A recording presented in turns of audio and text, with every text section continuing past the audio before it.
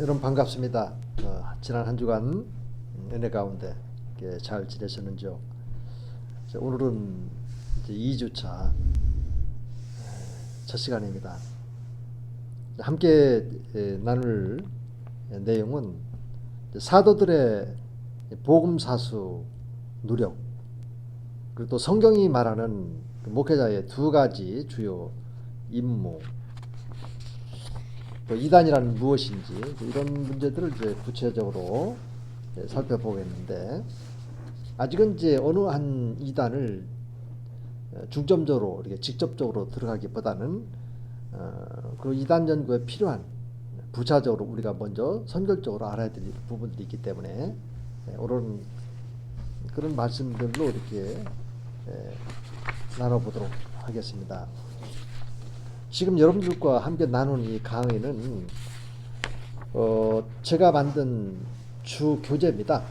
아직은 이제 미출간된 강의 아닌데, 현대 기독교 이단이라고 하는 타이틀로 제가 만든 강의 안을 가지고 진행을 하거든요. 어느 책을 중심으로 해서 강의하는 것이 아니라요. 여러분들이 이제 개강해서 또 그 전에라도 뭐 학교 들릴 일이 있으면 구입을 하시면 좋겠습니다만은, 어쩌면 복사실에서도 이제 개강 전날까지는 학교에 근무를 안 할 가능성도 있고 그런데, 개강하는 날에 여러분들이 저 강의동 1층에 가면 복사실이 있는데, 그 복사실에서 현대 기독교 2단이라고 하는 강의안을 준비를 해 놓을 겁니다. 그때 이제 구입을 하시고, 보니까 우리가 이제 원격 강의를 이렇게 2주간 하다 보니까 제가 제시한 과제물이 이제 두 가지가 있는데, 첫째 과목이 보니까는 4월 8일 날 과제물을 제출하도록 이렇게 돼 있어요. 그래서 늦게라도 이렇게 말씀을 드려야 될 필요성을 느꼈는데, 내용은 간단합니다. 그저 이제 베드로후서 2장에 보면 이단의 특징이 간략하게 나와 있거든요. 분량도 그렇게 많이 필요 없습니다. A4 용지 한 매로 요약해서 제출을 하면 됩니다. 많은 시간을 요하는 것이 아니기 때문에. 그러나 이제 규정상 그 과제를 두 과목 이상으로 내도록 그렇게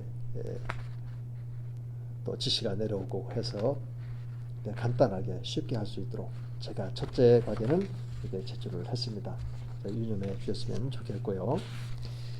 자, 오늘은 이제 사도들의 복음 사수 노력에 대해서 살펴보겠는데, 크게 이제 바울과 또 베드로 그리고 이제 요한이 이런 다른 복음에 대해서 좀 경고한 이제 이런 말씀들이 좀 있습니다. 물론 이제 예수님은 이제 복음서 자체가 예수님의 사역에 대해서 이제 반대했던 그런 바리새인과, 또 크게 넓게 보면은 이제 유대인들, 좁혀 보면 또 제장들, 또 장로들이나 또 바리새 서기관들 복음을 대적을 했죠.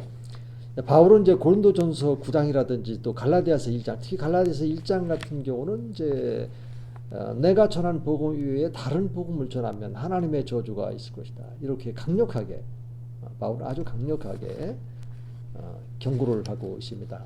물론 바울이 갈라디아에서 경고하고 있는 그 대상은 유대화주의자들입니다.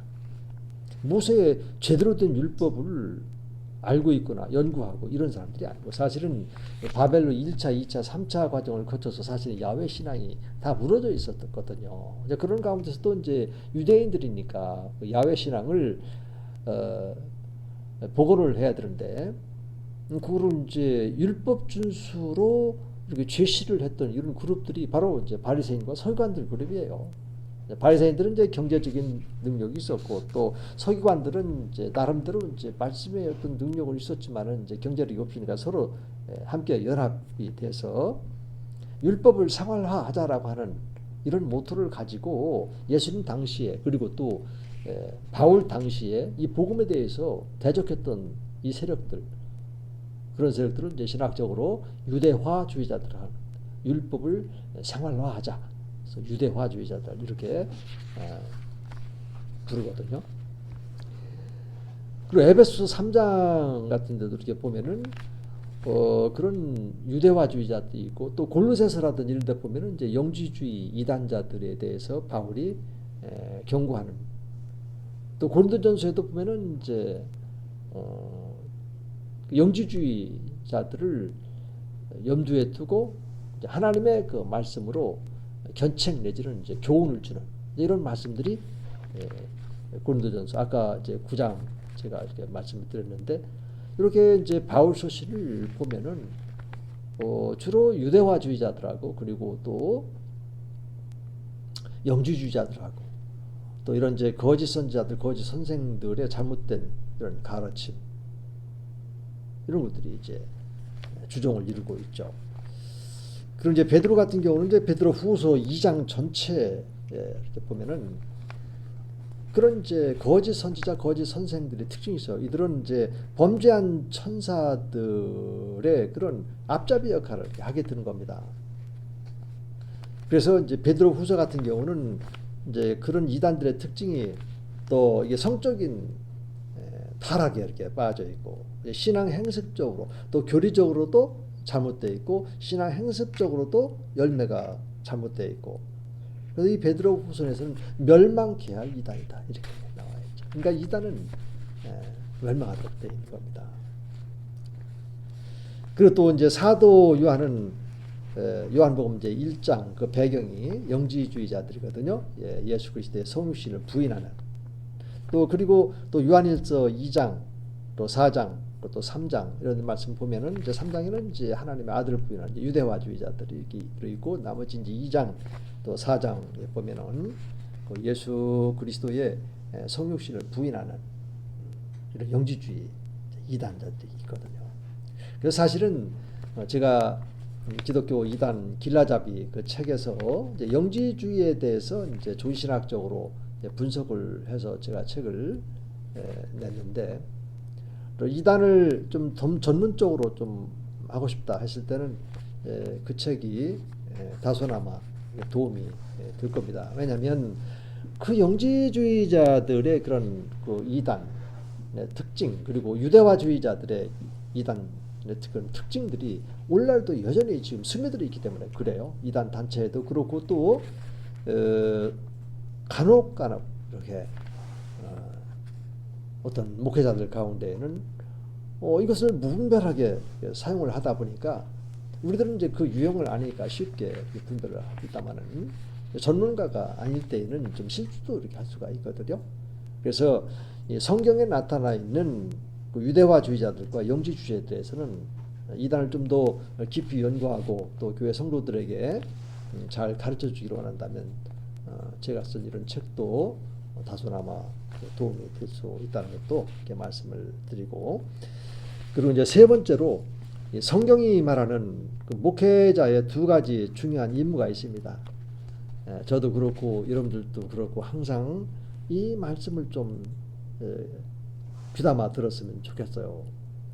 첫째로는 이제 목회자의 두 임무가 있지 않습니까? 첫째는 양우리 밖에 있는 사람들에 대한 이 구원과 양육을 해야 되겠고 또 양우리 안에 있는 이 주님의 양들에 대해서 우리가 어떻게 영적으로 또 육적으로 그러니까 영혼과 몸 전인적인 그런 구원 받은 사람들에게 절도라든지 강도 또 일이 이런 잘못된 그런 이단 세력에게 뺏겨서는 안 되잖아요. 이게 보호해줄 이런 책무가 우리 목회자들에게 있다는 겁니다.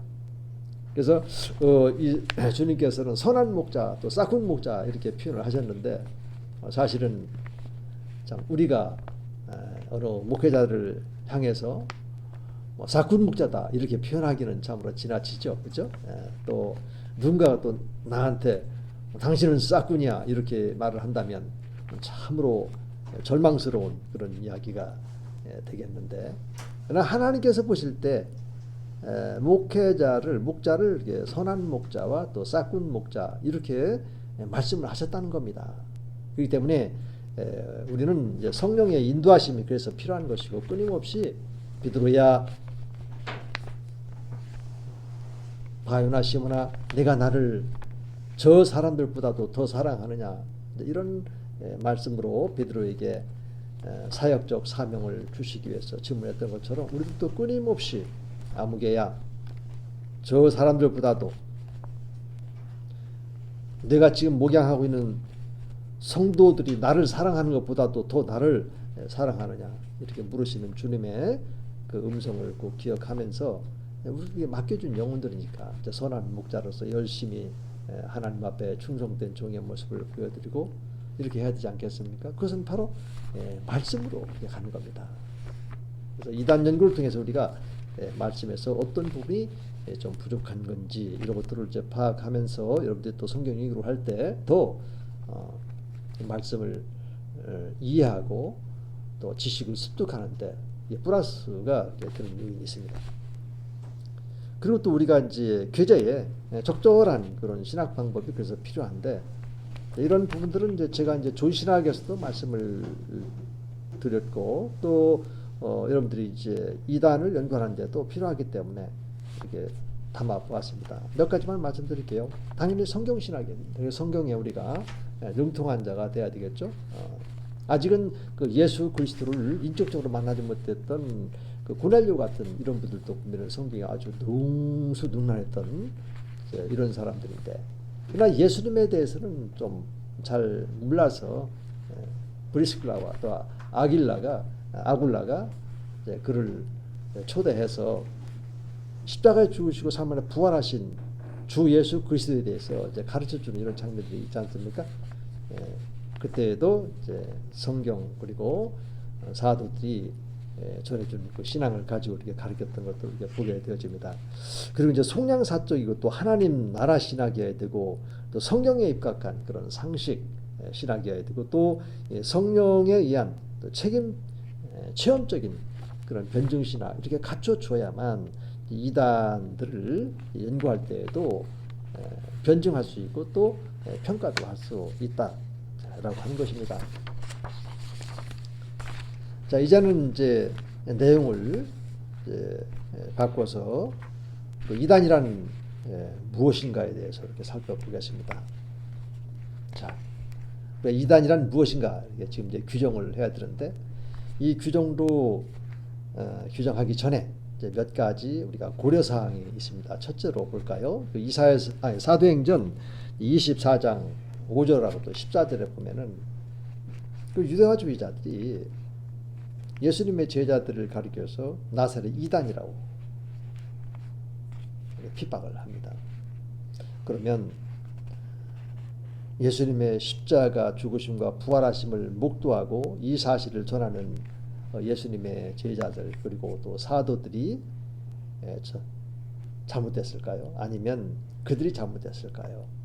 당연히 그들이 잘못됐죠. 그러면서 세력에 힘입어서 아직은 이제 미약한 그리스도의 제자들을 가리켜서 나사렛 이단이다 이렇게 하면서 배척했던 것도 있습니다. 그리고 또 중세 교회로 가보면 로마 가톨릭 교회가 우리 개신교 우리 신앙의 선배들을 핍박할 때에 종교 재판을 열어서 마녀 사냥식으로 자기네들의 어떤 그 권력이나 제도를 유지하기 위해서 이런 마녀 사냥을 했던 것도 우리는 잘 알게 되어집니다.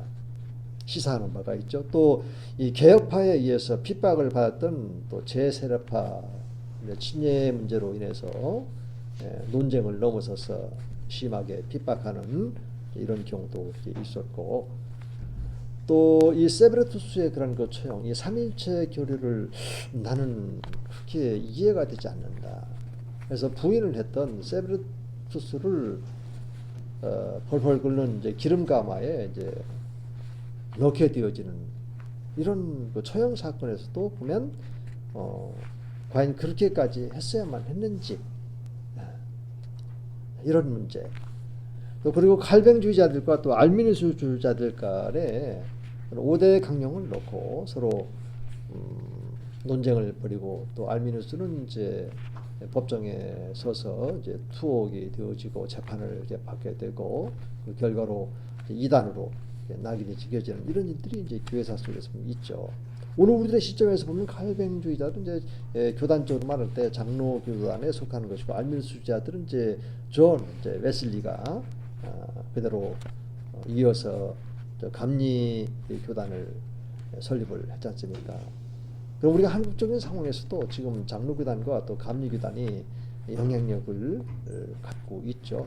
우리 신명교단은 이제 베네딕 선교사님이 이북에서 이제 그리고 또 만주라든지 선교 사역을 그쪽으로 이렇게 했고, 또 6.25 전쟁을 통해서 이제 38선이 막혀서 우리 베네딕 선교사님이 교회를 세웠던 그 교회가 이제 공산 치하에서 종교의 자유를 잃어버리게 되어지고, 그래서 세력이 좀 약한 편이기도 합니다만은, 그렇다면 한국 교회에서도 안민수가 이단으로 중재됐으니까 이런 이단과 정통이라고 이런 관점에서 봐도 될까요?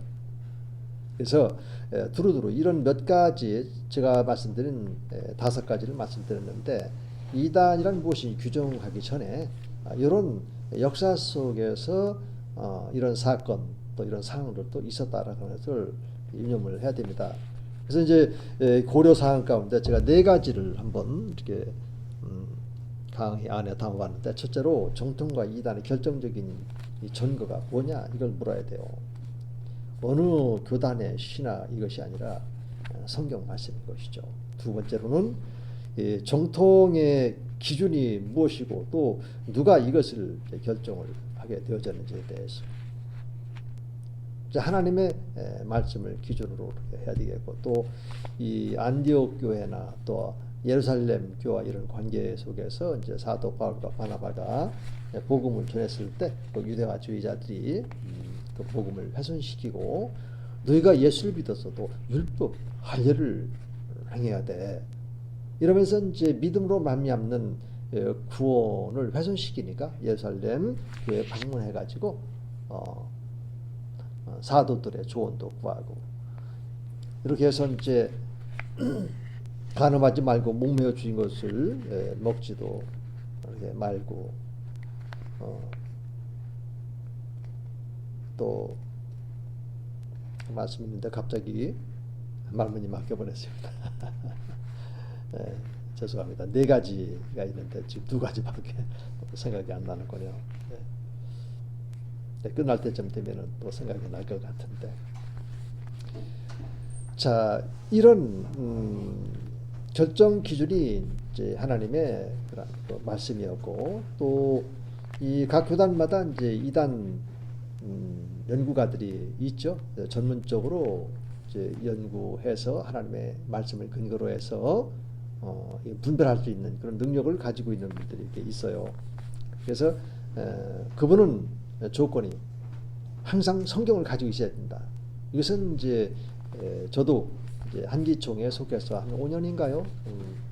6년인가? 한 5년, 한 5년 정도 이렇게 되는 것 같아요. 이단 전문가로서 교단을 대표해서 봉사했던 때가 이렇게 있었는데, 항상 이단에 대한 연구 과제가 떨어졌을 때 하나님의 말씀을 가지고 이렇게 했습니다. 그러다 보니까는 그 말씀을 가지고 하니까 반증을 하려고 왔다가 반증을 못하고 제가 드린 그 말씀에 대해서 인정하고 받아들이고, 그러나 이제 그쪽 상황이 있기 때문에 이것은 도무지 어렵겠습니다 라고 하면서 처리했던 그런 적도 있고 한데, 구체적으로 어느 단체다 이렇게 말하기는 아직은 좀 그래서 여러분들에게 말씀드리지는 않겠습니다. 그 다음에는 이단에 대한 정의인데, 이제부터 이단이란 무엇인가에 대해서 이제 본격적으로 다루게 됩니다. 일단 이단, 헬라어로는 이제 하이레스라고 하는 어휘를 사용합니다. 영어로 이제 헤롯이라고 하죠. 이 철학에서 먼저 이단이라는 개념을 사용합니다. 이 고대 그리스 철학에서 이 하이레시스는 어떤 특정한 가르침에 집착을 해서 형성된 이 그룹 또 학파로 규정할 때 이런 용어를 이렇게 썼어요. 특정한 가르침에 집착해서 형성된 어떤 그룹에 대해서 철학자들 가운데 이런 학파들이 이게 구성이 되어 있었는데, 이런 학파들 간에 첨예한 대립 상황에 처하게 되어졌을 때 다른 반대파를 하이레시스 이단으로 이렇게 규정을 했던 용어입니다. 자, 그리고 이제 성경 안에서 보면은 이제 교회사가 조세푸스가 분석을 해보니까 예수님 당시에 그 유대 종파인 바리새파라든지 사두개파라든지 또 에세네파라든지 이런 사람들을 지칭할 때에 하이레시스라고 하는 용어를 사용했더라. 이런 연구 결과가 이렇게 있고요. 이런 사람들을 우리가 성경적으로 표현한다면 복음의 대적자 이렇게 표현할 수도 있는 겁니다. 왜냐하면 이런 분들이 다 이제 성경 안에 있으니까요. 그리고 이제 속사도 교부들과 또 이 교부들 시대로 넘어오게 되면 그 이레니수라고 하는 그 아주 유명한 교부죠. 이 교부가 이 하이레시스를 최초로 사용을 하면서 이는 이 교회의 단일성을 해치는 무리들에 대해서 지칭할 때 이렇게 사용을 했습니다. 그러니까 이단이라고 하는 것은 뭐 여러 가지 특징들이 있지만은 근본적으로 따라서 이 교회를 분열시킨다든지 교회를 파괴한다든지 이 교회와 관련되어져서 무리를 지어서 교회를 훼손시키는 이런 무리들이 바로 이단들이었어요. 지금도 마찬가지예요. 어느 신천지 같은 경우는 이제 소위 파수꾼이라고 해가지고 개교회 침투시켜 놓고 전에는 이제 산업기기 규모가 점점 이렇게 작아지고 있습니다만은 또 이렇게 분열이 있는 이런 교회 안에서 또 활동을 이렇게 하고 또 정보를 이제 흘린다든지 또 이런 방식으로 이제 교회 안에 들어와서 교회를 혼란스럽게 만듭니다. 어떤 경우는 이제 한 3년, 최근에는 이제 횟수가 좀 길어져서 한 10년 정도라도 이렇게 그 교회 안에 머물러 있는 경우도 있다고 합니다. 이렇게 이단은 반드시 주님의 몸된 교회하고 이렇게 관련해서 교회를 훼손하는 이런 경우. 그리고 이제 저스틴 그 마테오라든지 또 알렉산드리아 이 클레멘트 같은 경우는 이 하이레시스를 영지주의자들과 이렇게 말시온에게 사용을 이렇게 했어요. 오늘 우리들의 입장에서 볼 때는 이제 이레니우스라든지 또 저스틴 마티어라든지 알렉산드리아의 그 클레멘트 교부의 이런 견해들을 이렇게 종합적으로 보면은 좀 유익하겠죠. 그리고 이제 터툴리안도 이 그리스 철학파를 가리켜서 하이레시스라고 이렇게 사용을 했습니다. 예를 들어서 플라톤 학파에 속해 있었던 이런 영주주의자들. 그러면서 그는 좀 극단적으로 이렇게 표현을 했어요. 철학은 이단의 아버지다. 근데 철학도 우리가 잘 취사 선택을 해서 활용을 하면은 좋은 것이죠. 왜냐하면 하나님께서 우리 사람들을 창조하실 때 이성을 허용하셨고 또 우리가 구원받은 하나님의 자녀들도 그 이성의 그런 사유 또 활동을 하지 않습니까? 이성적으로 판단해서. 왜냐하면 그 양심의 그런 그 판단 능력이 있으니까요. 이제 시간이 거의 다 가는데 여기서 잠깐 쉬는 시간 가질까요? 좀 쉬었다가 다시 하도록 하겠습니다.